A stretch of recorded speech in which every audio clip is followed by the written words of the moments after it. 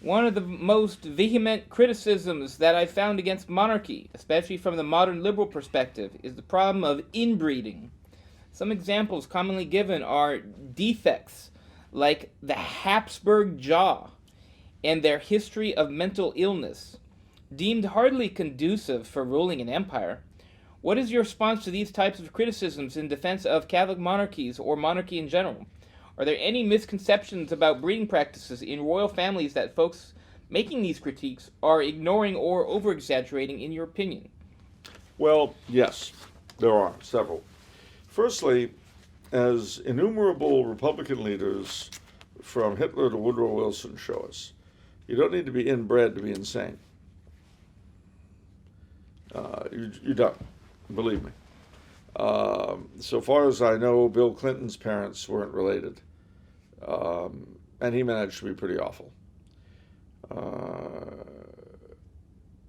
When you look at the question of inbreeding, everyone points at the exceptions that supposedly prove the rule, like poor Charles III of Spain, who really had issues. There's no doubt about that.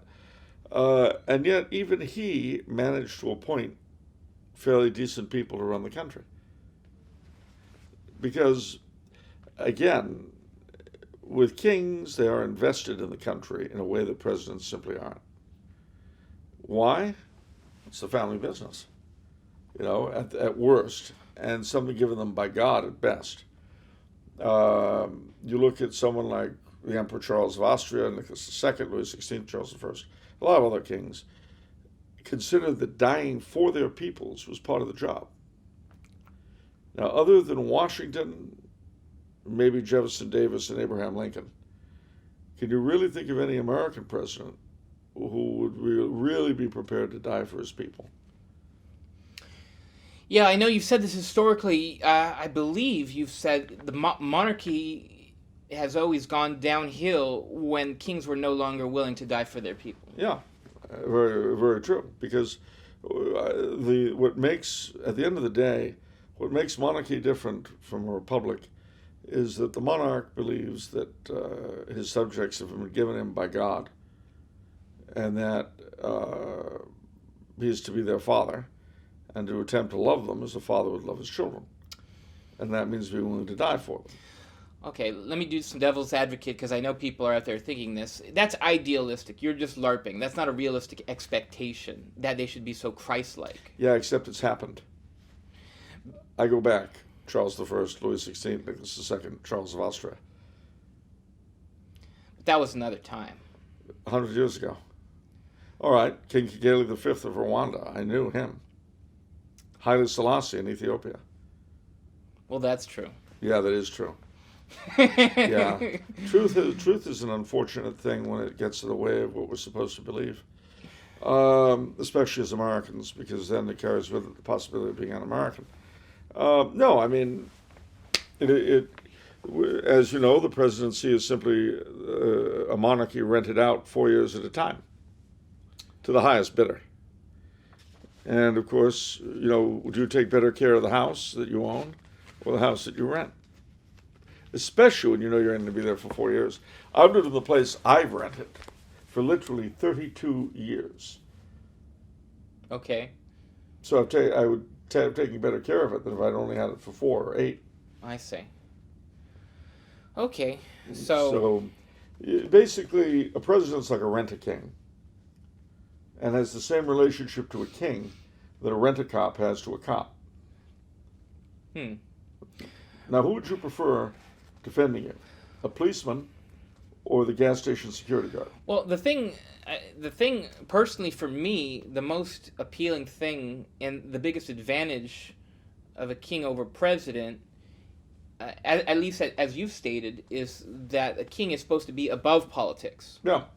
He's supposed to make sure that everyone is supposed to get along. And that the system continues to function of its own.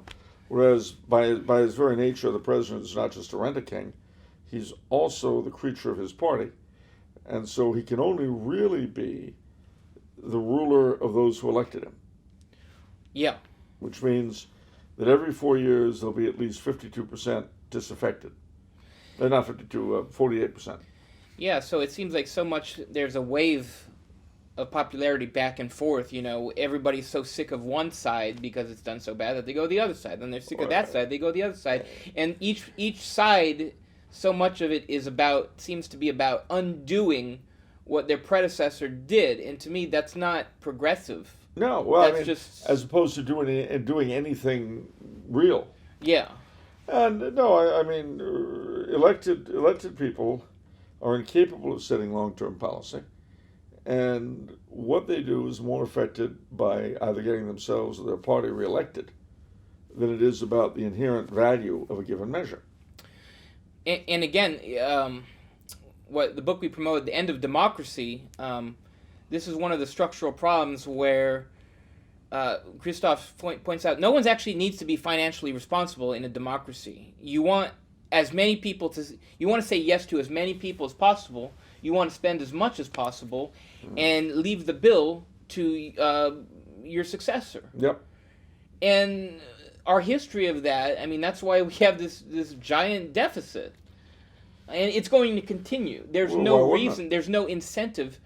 It makes no sense for anyone to actually be fiscally conservative in a democracy. Well, especially when you bear in mind that in a certain sense we're all bought off. I mean, right, exactly. Who's going to vote for? Let's say you had a president. Don't ask me how this happened. Yeah. But you managed to get a presidential candidate from one of the two major parties. Yeah. Who says, "All right, gang, look, we can't go on this way. We have to radically retrench. First thing we're going to do is start limiting pensions." Yeah. The second thing is that because many of our problems come from our birth decline, we're going to make contraception rather more difficult and give financial rewards to those who bear children. Yeah. Who's going to back that up in our wonderful society? I mean, just stop and think for a second. One of the most wonderful things you could possibly do is outlaw divorce.